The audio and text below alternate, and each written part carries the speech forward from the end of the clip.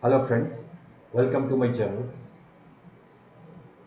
Today we will discuss on the same subject as we have discussed in series 1. If you like to see the series 1, please follow my description box. The link is given below. And on the same topic we will discuss today.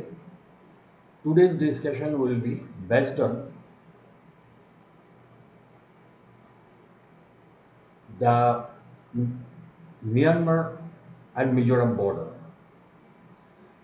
Mizoram is sharing 510 kilometers border with Myanmar, and all the 510 kilometers cannot be covered in a single episode or single series. So we'll discuss it in, and as we have discussed, we have said that this will be discussed at the village level. So we will consider only 8 border villages of the state of Mizoram for today's discussion. And slowly we'll move above. We'll discuss the whole topic to the village level bit by bit, and then we will go to Manipur, which is sharing 398 kilometers with Myanmar. Then go to Nagaland, which is sharing 215 kilometers, 215 kilometers, and then Arunachal, which is sharing 520 kilometers. In total, 1643 kilometers that India's border is sharing with Myanmar. So now the question is that where the state of Mizoram is and why you are going to discuss that we have discussed already in the first episode or first series, sorry, in the first series. But today's discussion will be concentrated onto the state of Mizoram because we are considering the wildest borders of Indian side, and we'll start analysis from northeast state Mizoram, as it is once a state which has the wildest borderline with another most disturbed country, Myanmar. Myanmar had always been a disturbed, but still after the power has been taken over the military junta government, there are separate sectionist forces which are fighting against each other as well as on the military junta.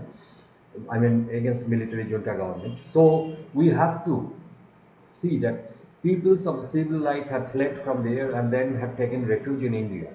But we don't have any relevant statistics that how many people have crossed over into India from Myanmar side.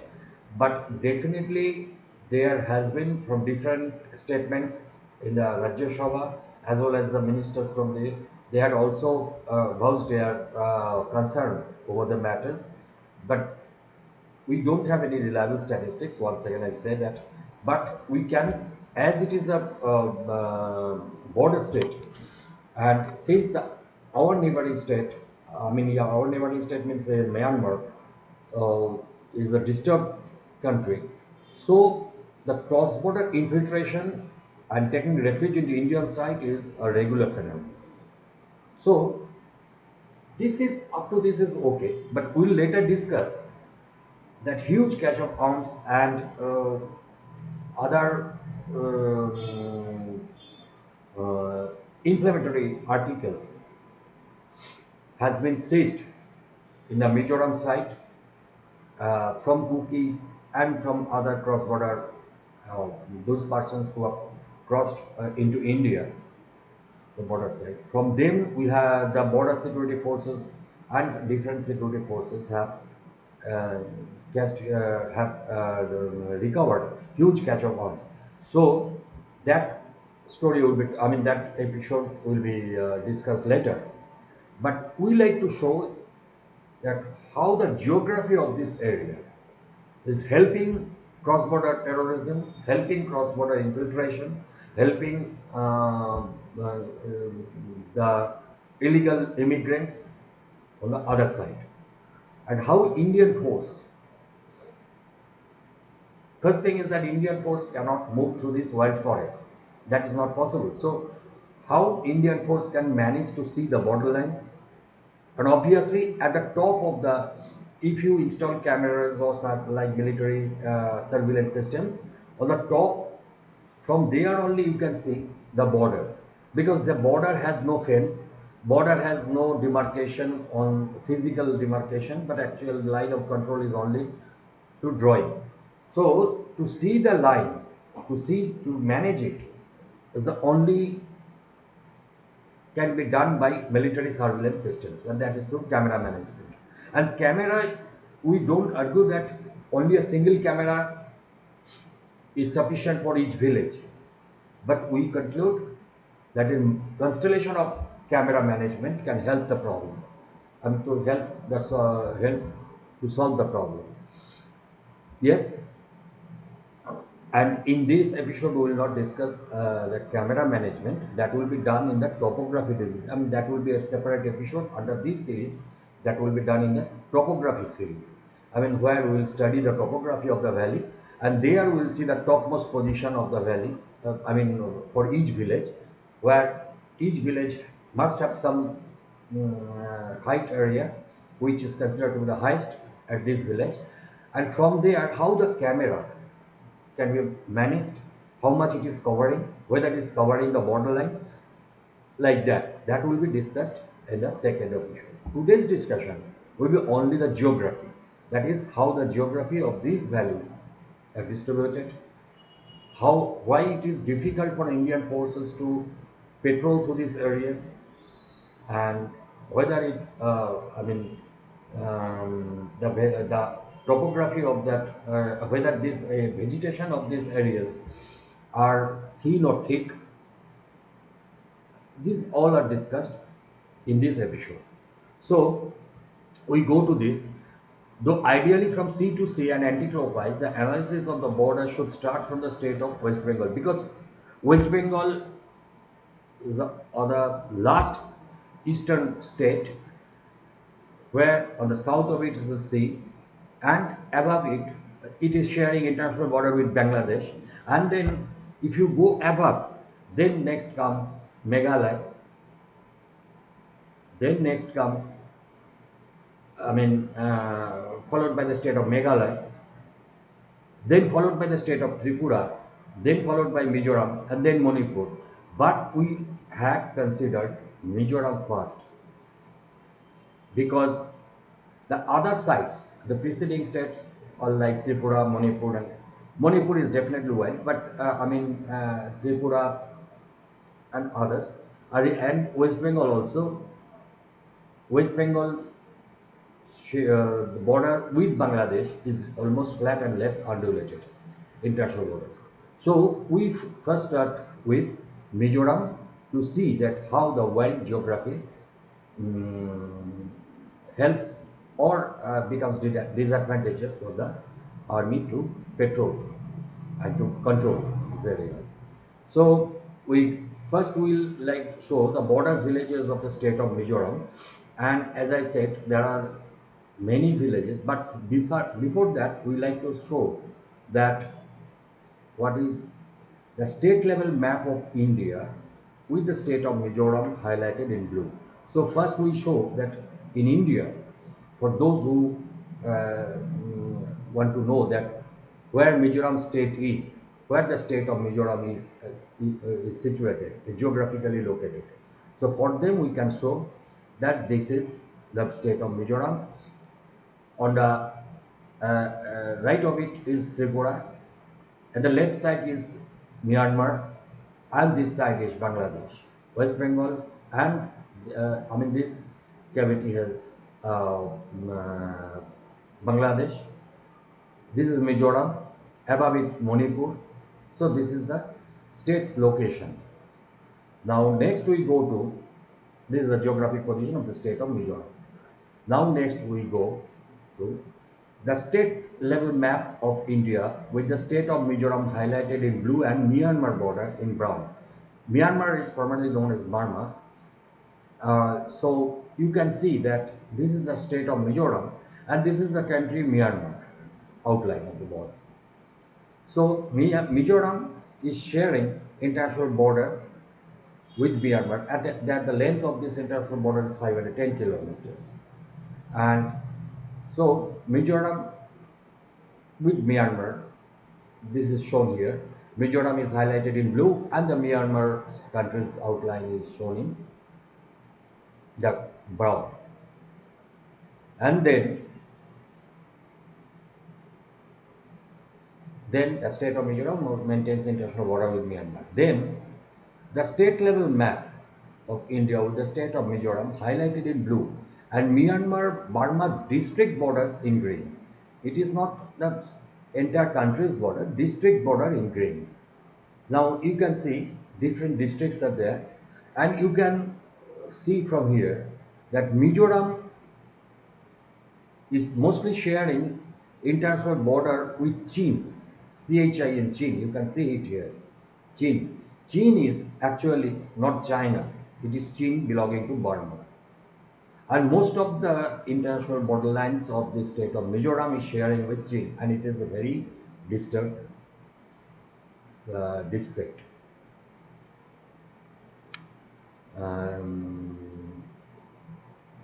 So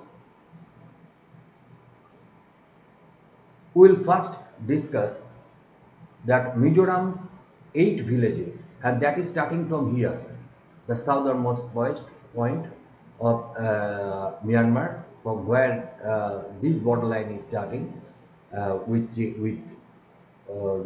the district of Chin, and from here we will consider 8 villages in this discussion, how they are situated,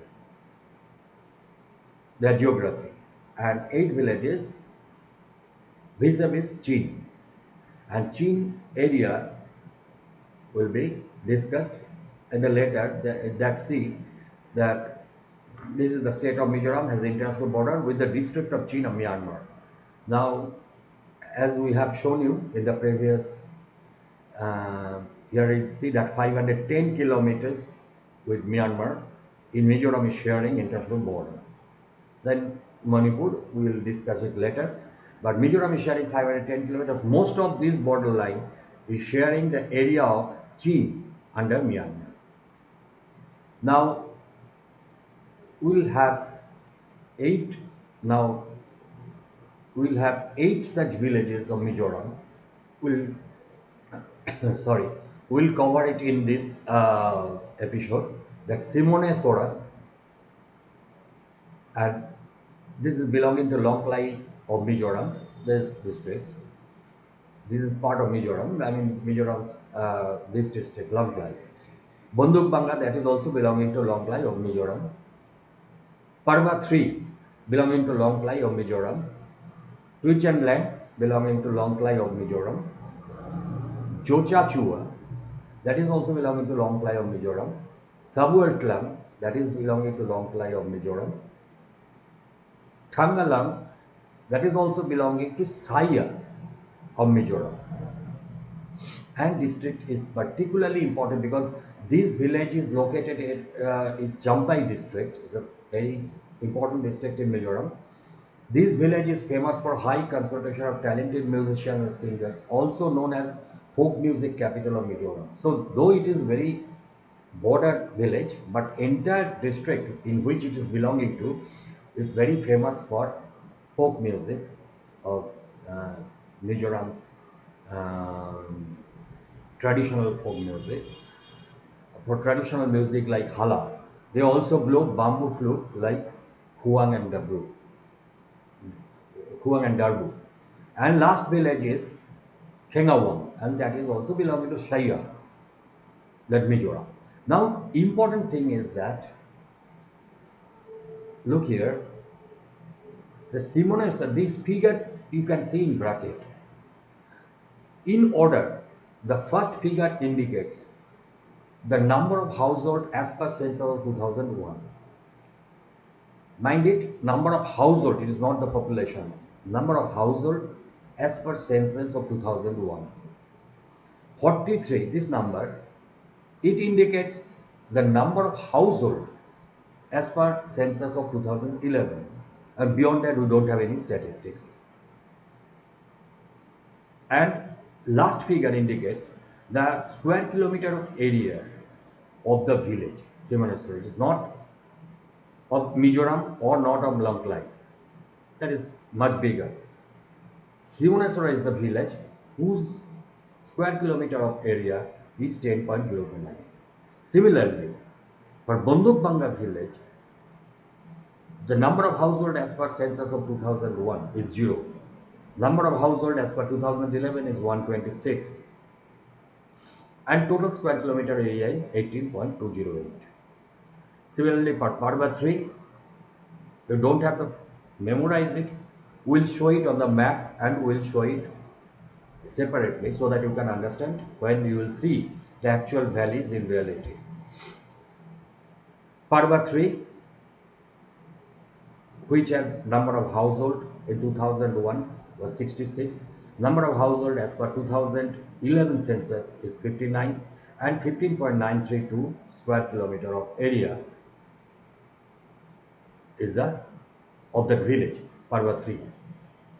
Then Tuichanlang, which is relatively a bigger village, which had 81 household as per 2001 census, which had 71. Now it had dropped from 81. It has also dropped in Parva 3, but it has also dropped in Tuichanlang. 81 then came down to 71 in the number of household as per census of 2011. 81 is as per 2001 census and 71 household is as per 2011 census, and total area of 57.165. Tuichanlang is a very famous and large-scale village. For its picture-to landscape, it is famous. One of the main attractions is Tuichanlang River, which flows through the village. That is a very local attraction. People often flock to these areas for recreation purpose. Jochachua, which had 0 household up to 2001. That is very interesting fact that up to 2000, as per 2001 census, there was no household. There was not even single household in this area. It is also true for Thangalam. It is also true for Simoneswara. It was also true for Bondukbanga. There was not even a single household in these villages as per 2001 census, but 2011 census, they have increased. Then question often comes that why there was no population, there was no household means there was no population. Why there was no population up to 2001? And why then people started settling? The mystery lies up there that maybe that there has been influx of refugees, influx of cross-border people from other, because the junta government in the Burma side, the military junta government has come into power, and then the different sectional forces have started fighting against the military government and also among themselves. So ultimately it becomes a compulsion for the civil population to fly off and to fly inside India. They have to crossing the border and then come inside India, have settled up in these border villages. So the concurrence of the events helping us to conclude that maybe before 2001 the people didn't have any urge to settle a field, and then after 2001, during the year 2001 and 2011 census, we see some increase of households. Jochachua had no population or no household as per census of 2001, but 72 as per census 2011, 72 household and 31.365 square kilometer of area. Sabualtlang had 36 household as per census of 2001 and 67 as per 2011 household. 67 household as per 2011 and 39.445 square kilometer of area. Thangalang, as I said, is a very important village of Champai district, culturally very rich. These had no population or no household as per census of 2001. But as per census of 2011, it had 107 household and total area of the village is 176.251 square kilometer. It's a really big area. And Kingawang, the last one in this series, and in this episode, which had no population up as per census of 2001, but after that it has increased to 26 as per census of 2011, and 69.537 is the total square kilometer of area of the Kingawang unit. Now we don't have any reliable statistics that how many people have crossed over from Burma side to India during this turbulence period, but the statistics suggest that the figure indicates there was something peculiar. It's not usual. That Mizoram population was not in these villages up to 2000 as per say 2001 census.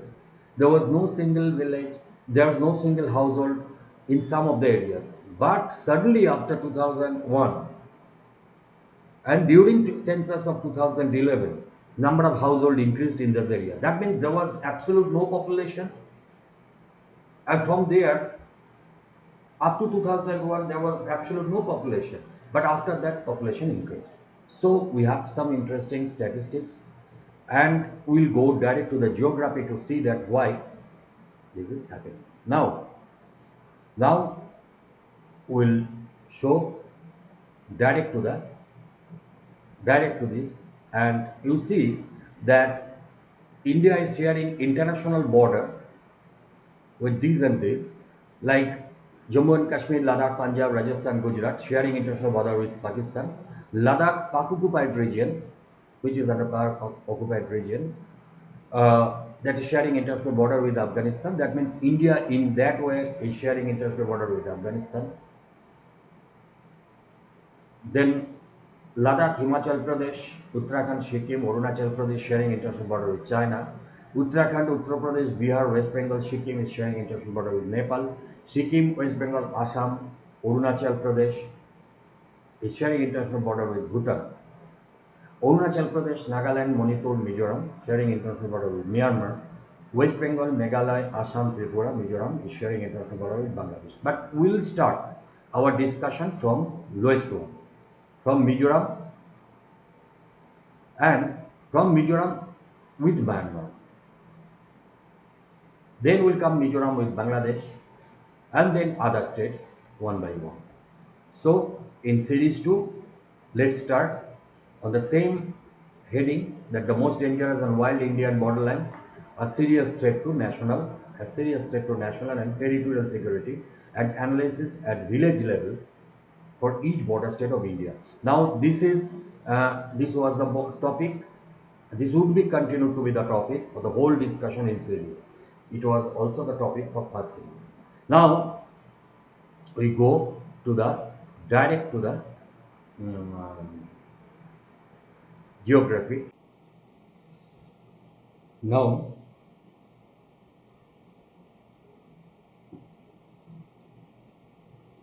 see,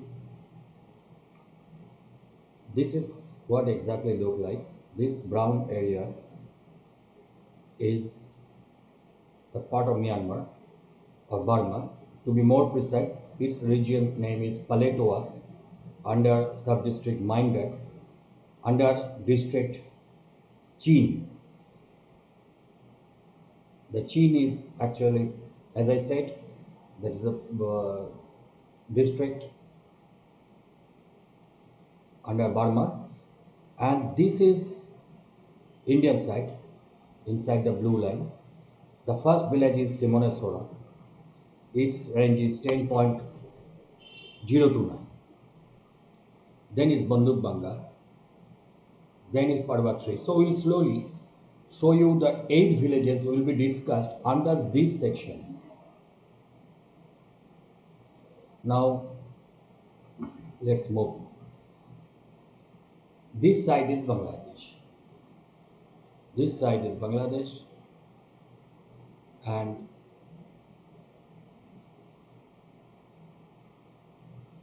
this is Myanmar,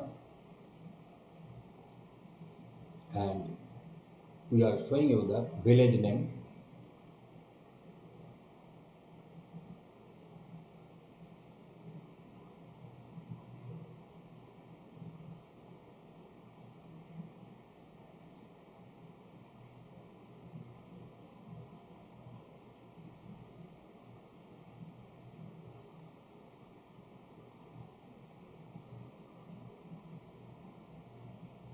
Name is Simoneshwara. Simoneshwara is the first or last, whatever you say. From here, we will move towards north. So you can call it first village with Myanmar. I mean, India, Mizoram's first village facing Myanmar. On the left hand side of it is Bangladesh. Now this Banduk Banga. The area of Banduk Banga is 18.208 square kilometer of area.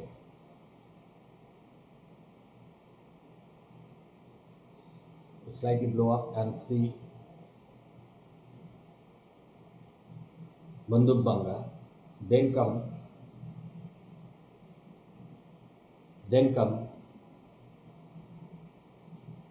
Parva 3.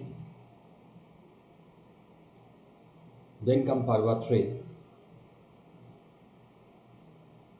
This village is 15.932 square kilometer of area, all sharing international border with Myanmar. Then come Tuichanlang. It's a really long, big size village. Tuichanlang is 57.165 square kilometer of area, and you can see it's the border village.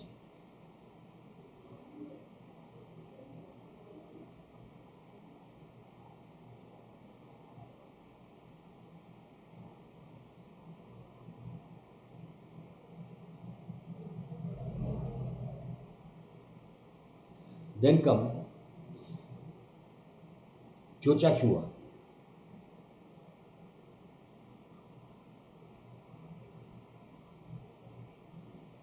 Then come Chochachua.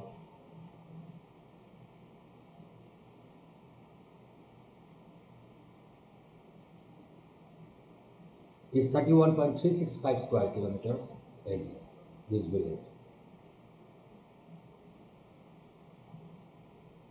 Then come Sabual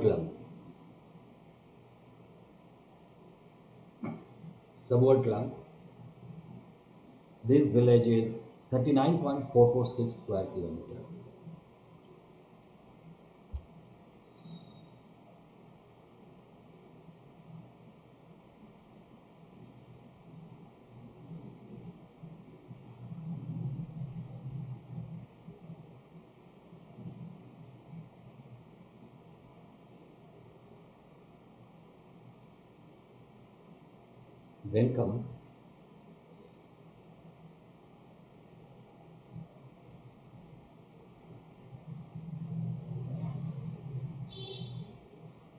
Then come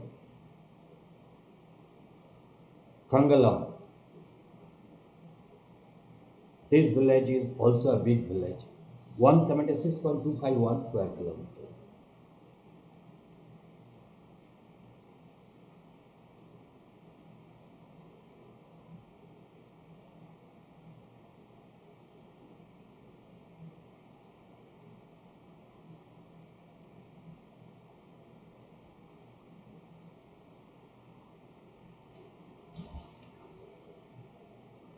And the last in this series, in this episode, is Kengawang.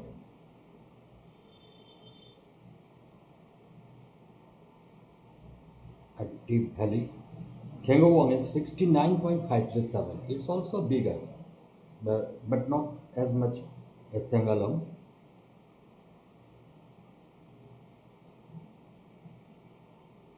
Now, you can see the red line over here. It is the margin by borderline of the Paletua area under mind that. Once again, I will tell you that this red line and this red line here, these are indicating the margin of the Paletua region under the sub-district Mindat, under district Chin of Burma or Myanmar. So these eight villages are facing this Paletua area. So we will discuss only these 8 villages in this episode under series 2. Now This brown area is the area name is Paletwa, under sub-district Mindat, under district Chin, and the name is shown here. Paletwa, under Mindat, under Chin.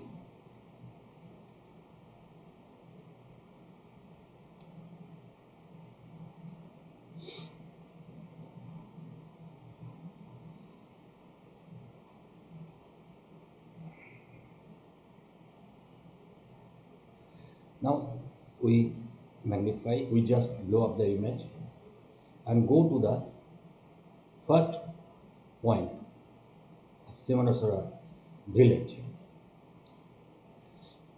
We show that the brown line has or brown area has come inside of Indian territory.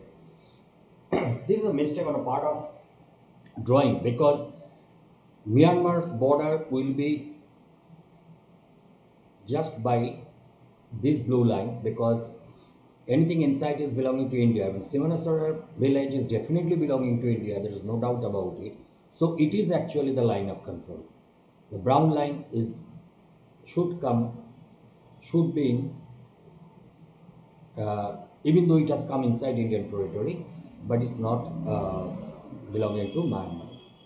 Everywhere else you will see that it's matching. Everywhere else you can see the brown line, which is indicating the border of Myanmar, and the blue line, which is indicating the last village's border with Myanmar, and that is also international border. They are matching. So international border is matching everywhere except these two villages, Sivanasara and Bandutbanga. They have slightly come inside the Myanmar territory, but that is not true. So we will ignore that. We will consider the blue line as true international territory.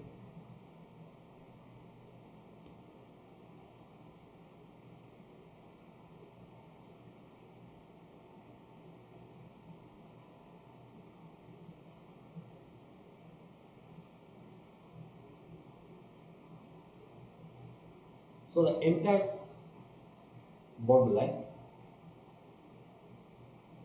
the rest of the areas, the remaining portions is matching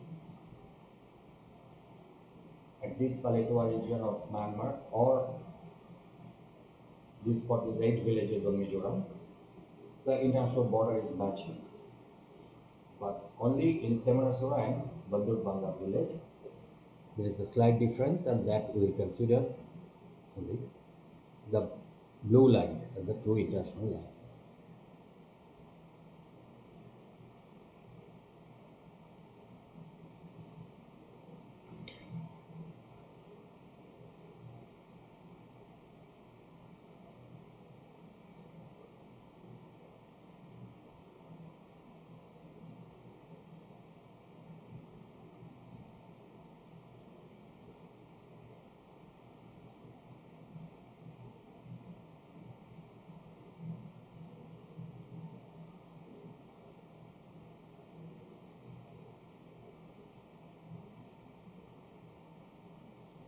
From here, this portion, as a brown line has come, the brown shaded area has come inside Indian territory. This will be considered as true, as the marker is showing that this should be considered the true international border, because Simanashwara village is definitely belonging to India.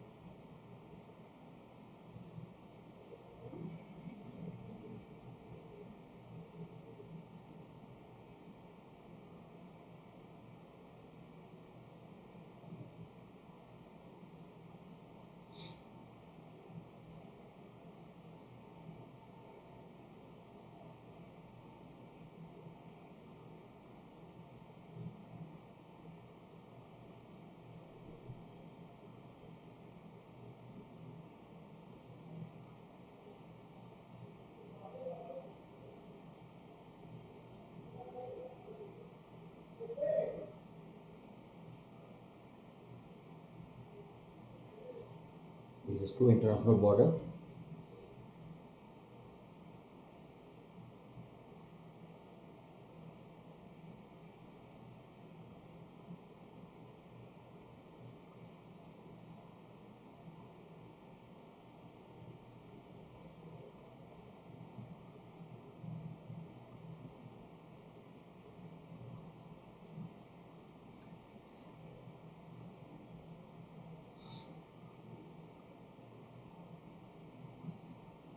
Now this is Bangladesh side and this is Myanmar side.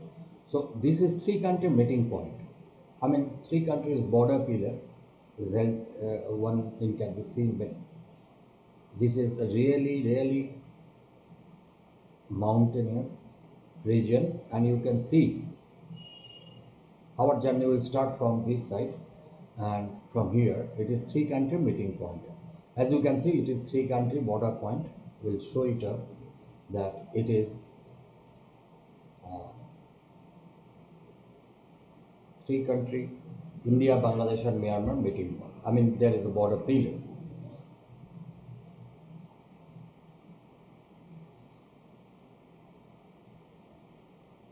The picture will be shown.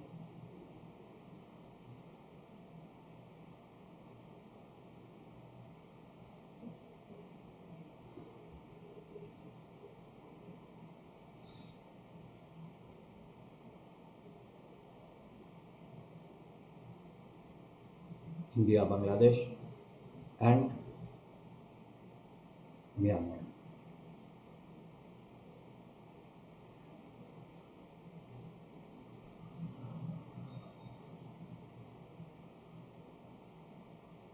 Now we'll show you the image of the border pillar. Yes, now you can see that this is the this point, and there is a white border pillar which indicates the three country point. This is the border pillar, white border pillar, which indicates a three country meeting point.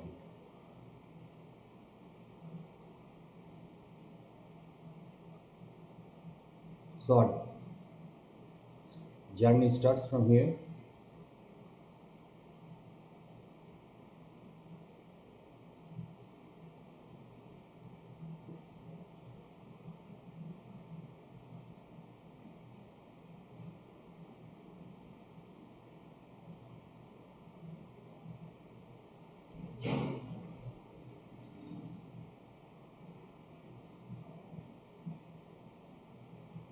Now you see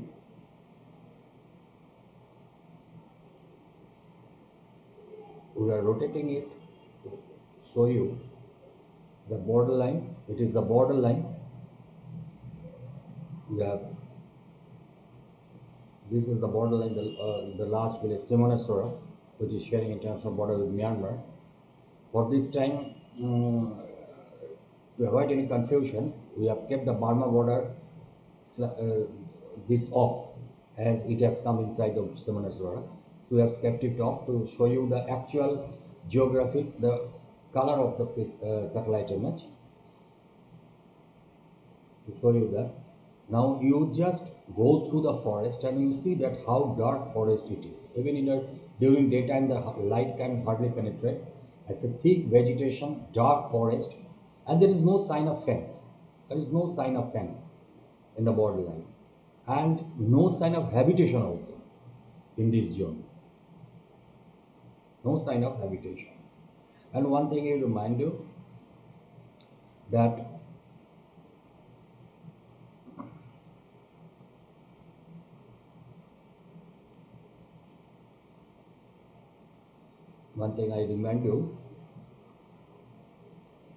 that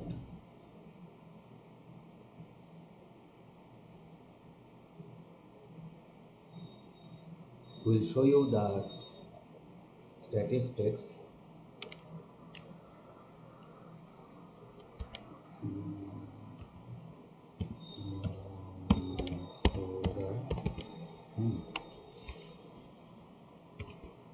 Yes. Then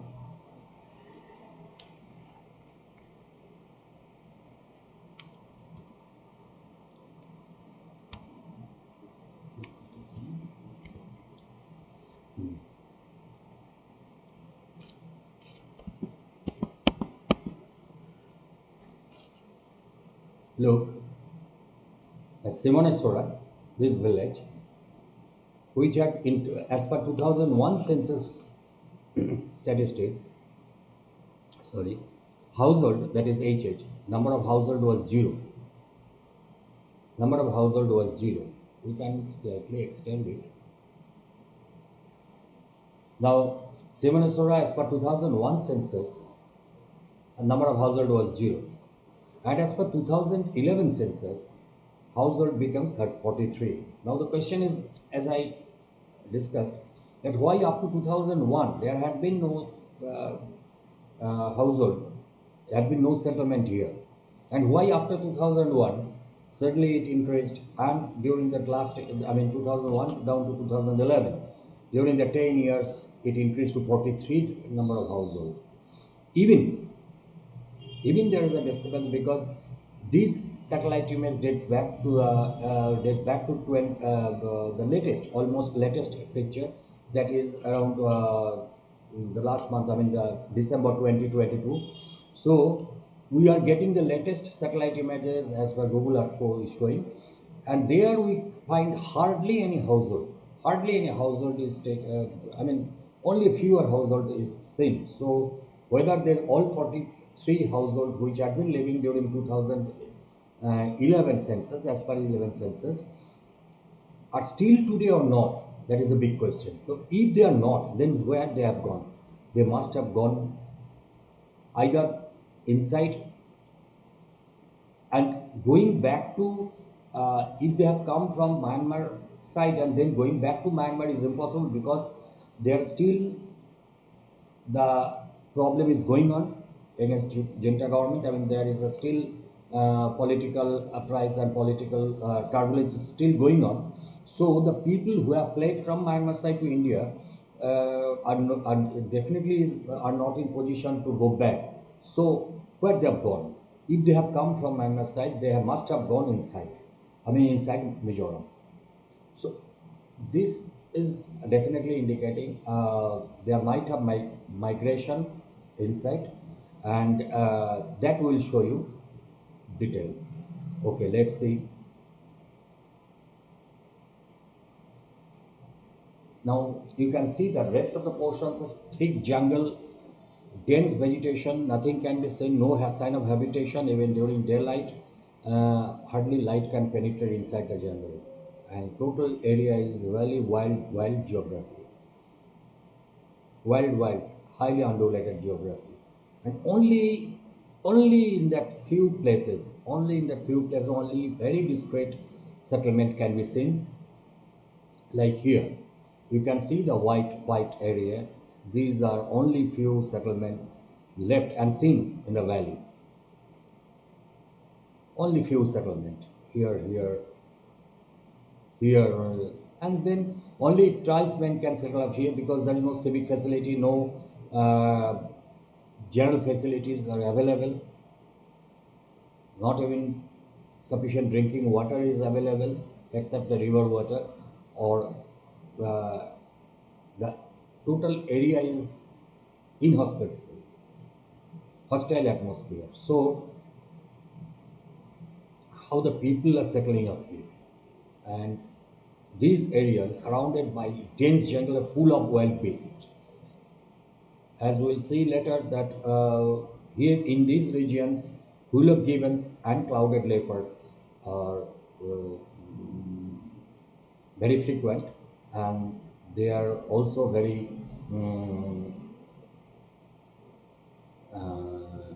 endangered species. So these area sanctuaries are very important for wildlife considerations. Definitely this is an asset of India that should be preserved, and for that thing, and the hill tribes normally they kill wild animals because of their because they often encounter with these wild animals. So habitation in this area and settlement or human settlement in these areas is important, how they are progressing. Now you can see the valley, and you can see that as you glide through, this is the international border with Myanmar. There is no line of fence. No line of fence. and this village is Banduk Banga. We can show you. This is Banduk Banga.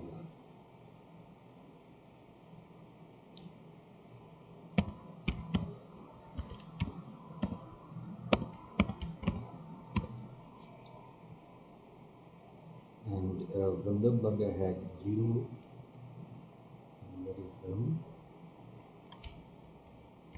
We like to show you how this population is increasing. Yes, you see, you see,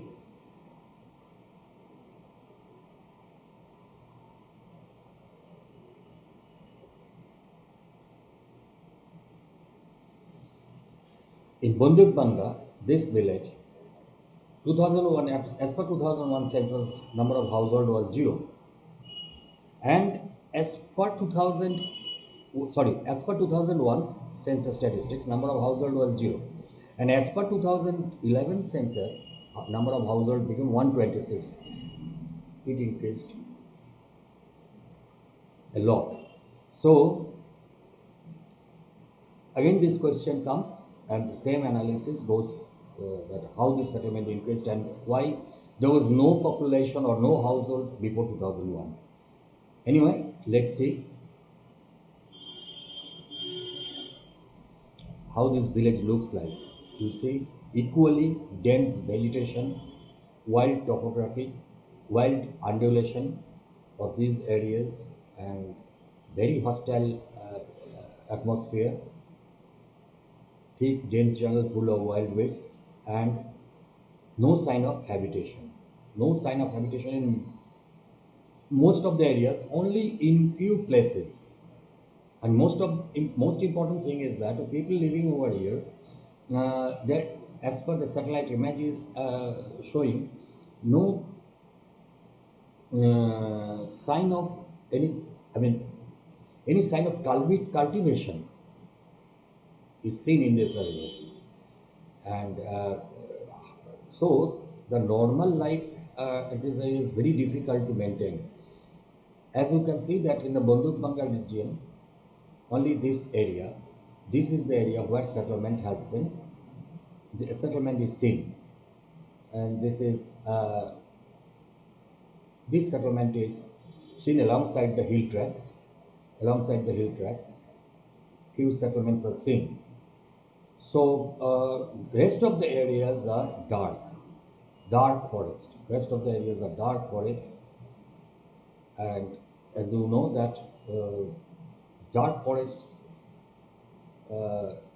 is often it is full of wild beasts, and it is easy for hideout. So these areas, how it can be maintained by security forces? That is a big question. Here also, along hill tracks, few settlements can be seen. This is the region Banduk Banga. As you can see that few settlements can be seen here. And as per statistics of 2011 census, number of household increased to 126, and beyond that we don't have any statistics. And we don't have any statistics of how much population have migrated from other side across the border. Anyway, these people are living in this such hostile atmosphere, hostile weather, hostile geography. This is really a tough area to live in. Now let's come to Parva 3, the next village.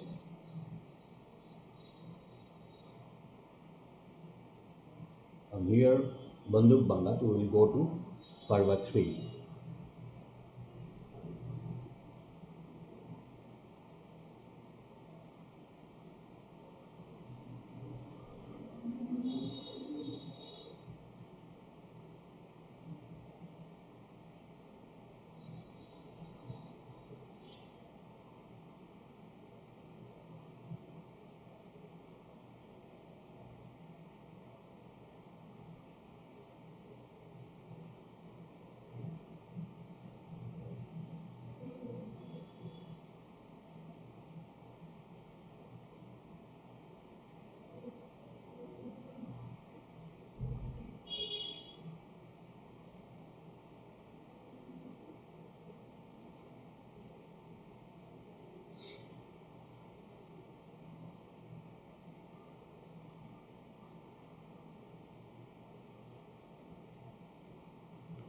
So leaving Banduk Banga and then going over to Parva 3.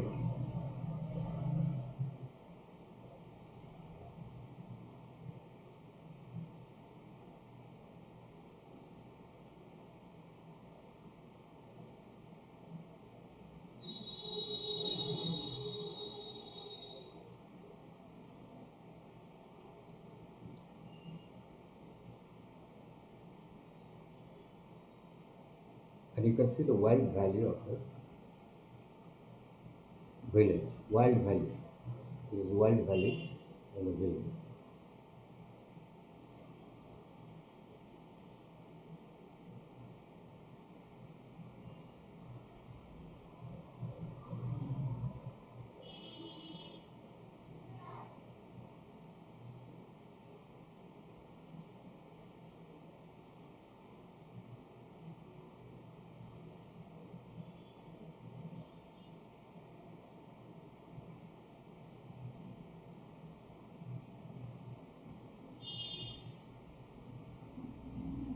In this Parva 3,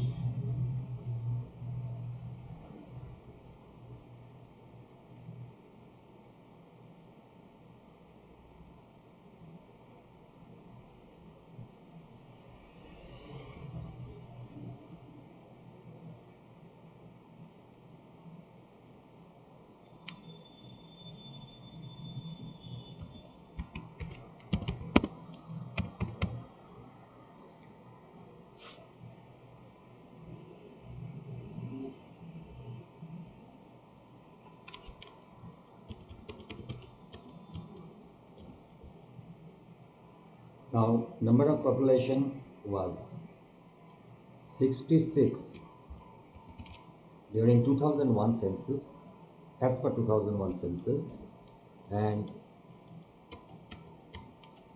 as per 2011 census, 59.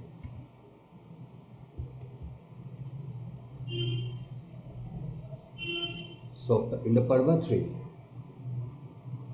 as per 2001 census, number of household was 66, and as per 2011 census, number of household dropped to 59. Not significant, but anyway drop. So now let's go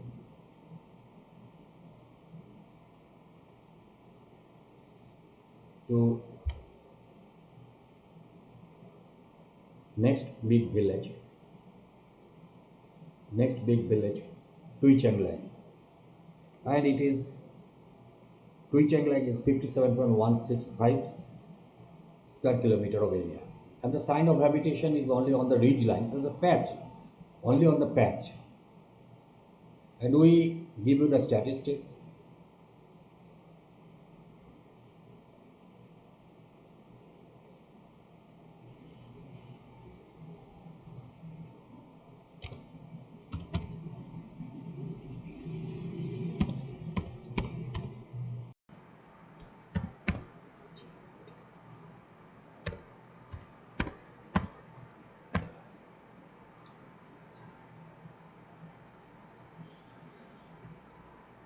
Now it had population of 81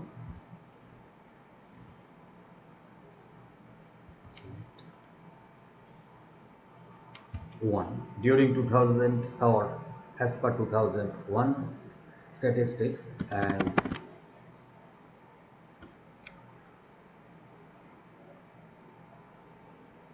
as per 2011 statistics, it had 71. It is also showing, see, 2001 it had 81 census, and as per 2011 census it had 71. And but today's statistics is difficult to maintain because we are seeing this satellite image, but it dates back to December 2022, 2022. So it's very recent picture, and there these statistics is also hardly can be evident because only fewer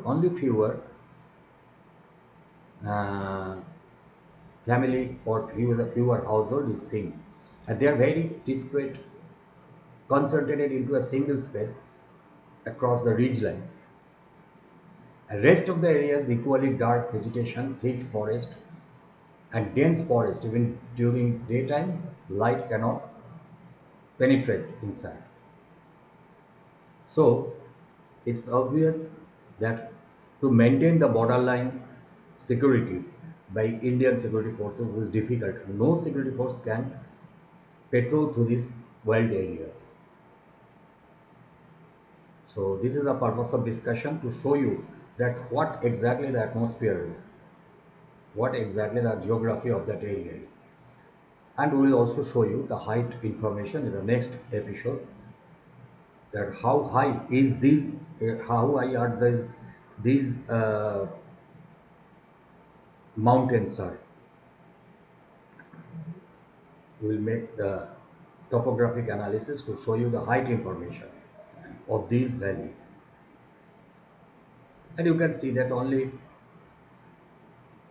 people are concentrated in a very discrete way.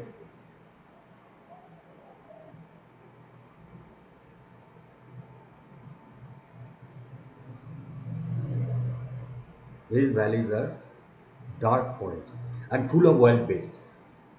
As I said that in later discussions we will show you that there are some sanctuaries where the rare species like gulab gibbons and clouded leopards are seen, and it's other wild beasts are seen almost everywhere in this valley. So it is really a wild area.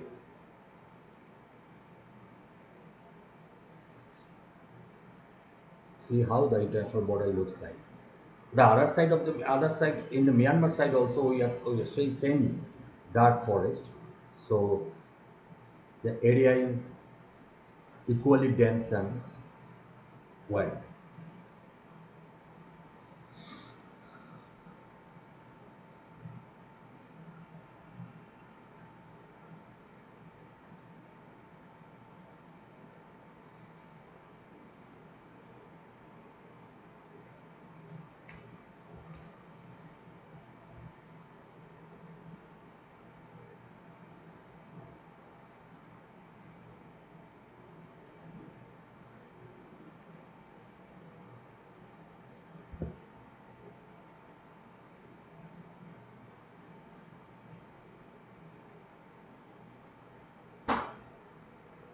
Now next is Jochachua. Jochachua. This statistic says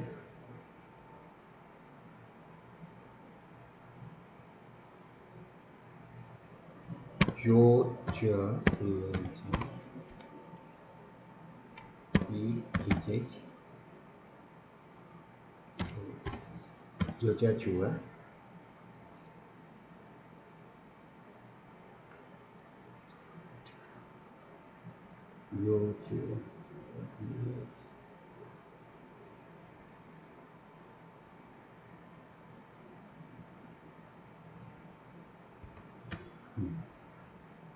This had population during 2001 census.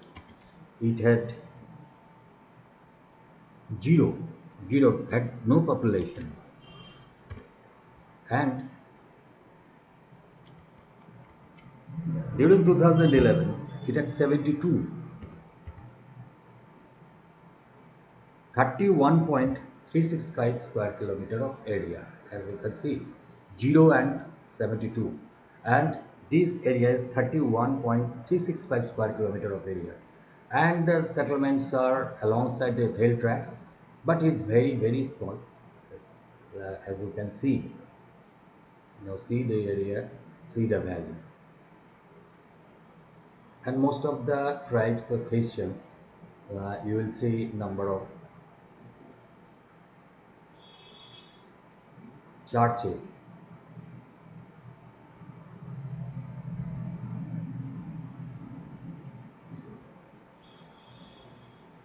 in these settlements. The settlements are all along the hill ridge lines. The rest of the areas are, as usual, dark forest, and they are all settling near the borderline, and there is no sign of any fence. And one thing I tell you, that 16 kilometer on either side, they are free access on both sides of it. Like India's people can move inside Myanmar, Myanmar's people can move inside India, on either side of the fence, or sorry, on either side of the borderline, and this is valid for 16 up to 16 kilometers from borderline. So obvious the people can freely move this side and go that side. Now come after Jotachua, subworld land. This is subworld land. Then let's give you the statistics first.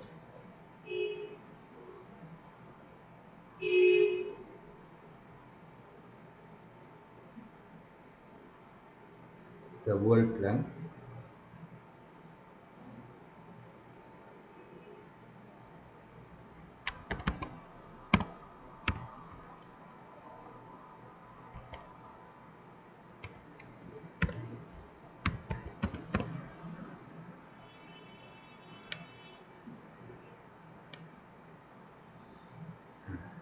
As per 2001, it had 36 population, sorry, 36 household, and as per 2011, it has 67,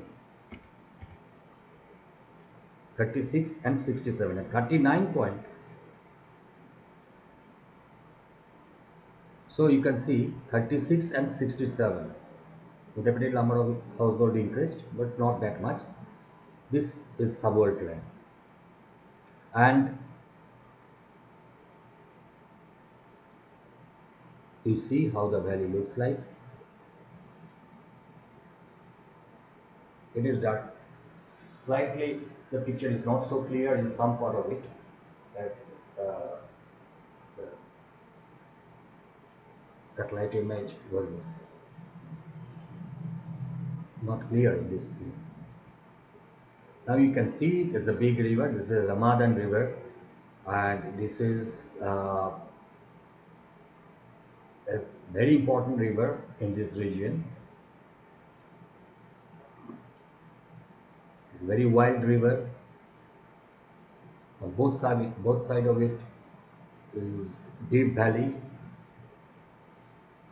deep gorges, and thick forest, but no sign of habitation on either side. It's really a lonely forest and lonely river where no sign of habitation, no sign of life and visibility, and thick dense forest full of wild beasts. And as you can see, that river is just like other Himalayan rivers. It is a deep forest river flowing through,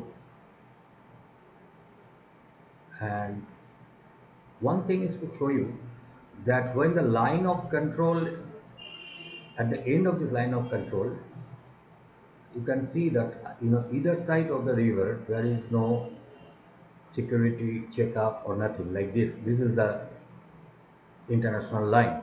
This is international line, and on no side, either this side or that side, no sign of habitation is seen. No sign of habitation is seen. So you can see, and no checking also.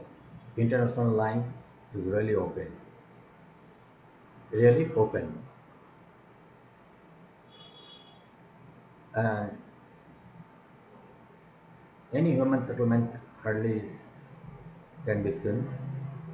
This area is really lonely and deep valley area. And next we will go to Thangalam. The other side is Thangalam. So we first show you the statistics.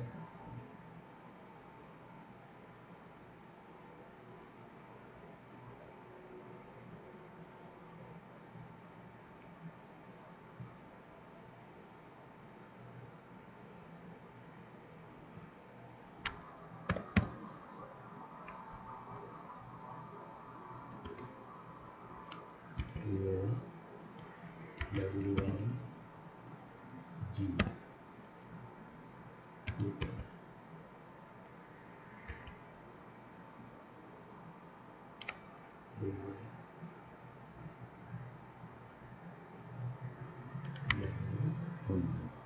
Now, it had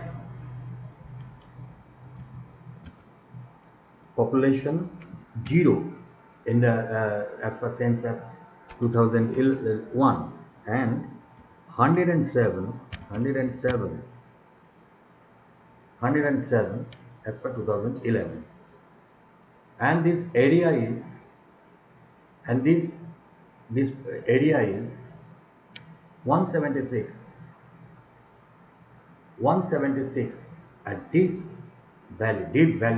forest valley, thick vegetations, and only the settlements along the hill tracks. Hill tracks is crawling upward. So all the settlements are alongside the hill tracks, and it is 176.251 square kilometer of area. But as per 2011 census, only 107 settlements, households were there, and the rest of the area is equally dark forest and no sign of habitation.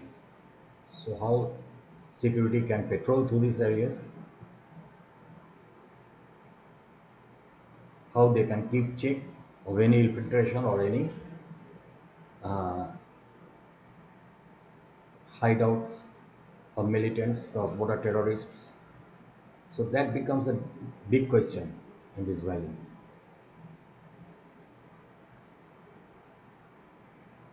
As you can see that road is crawling upward towards the top, and then the settlements are alongside the road.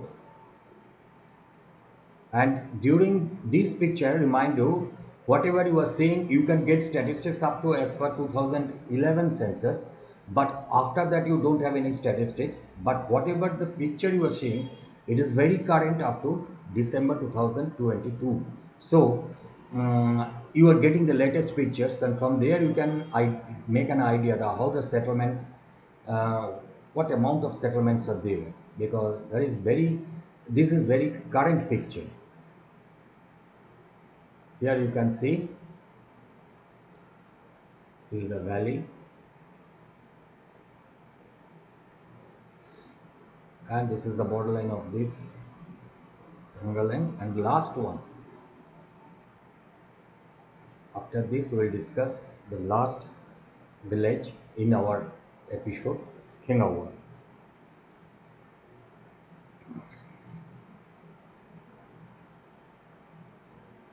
In other hill areas and other parts, there are large settlements, and along the slopes, and even uh, along the ridge lines, and in the crest and trough, everywhere you can see settlements. But in Mizoram area, and in particularly these areas, you can see hardly any settlements. So the rest of the areas are still unguarded. And after this, we'll go to the last one, is Pengawan.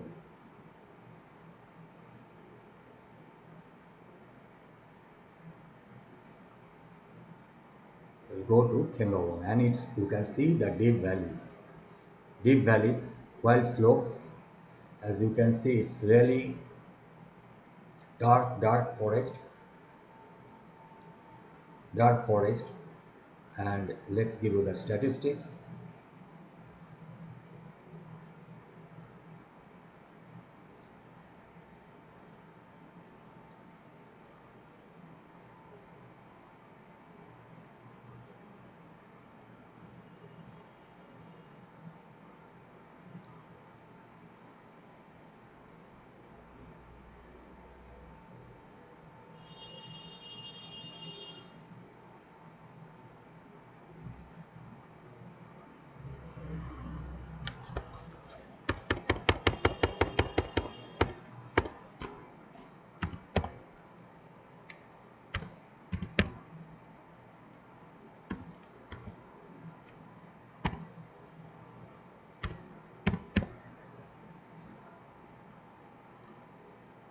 As per 2001 census, it had no population, and now it's 2011, as per 2011 census, it had 26,000. 2000, as per 2001 census, you can see as per 2001 census in Kenya 1, number of household was 0, and as per 2011 census, number of household increased to 26, and the total area is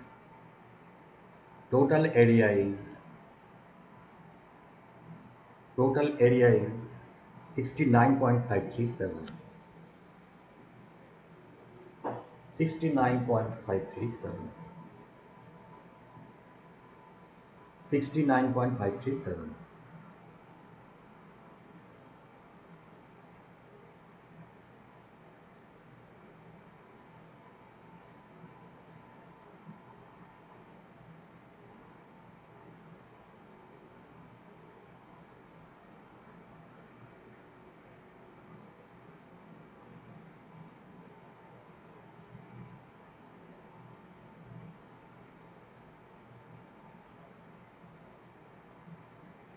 There is wild valley, real wild valley,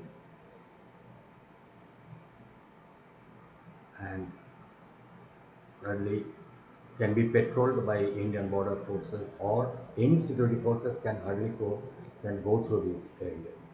And there is no real fence. Actual border lines are only drawing and line of actual control. So this is our purpose, to show you the valley, how it looks like. Only for 8 villages we have discussed in this episode.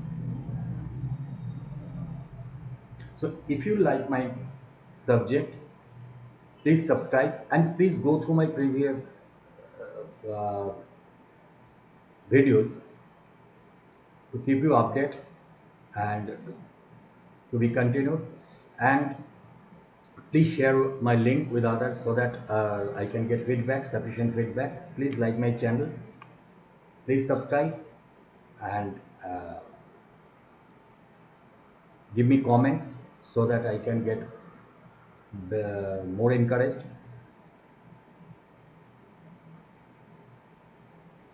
So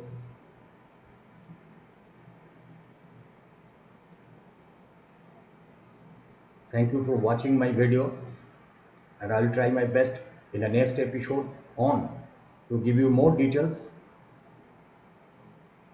Have a nice day. Thank you once again.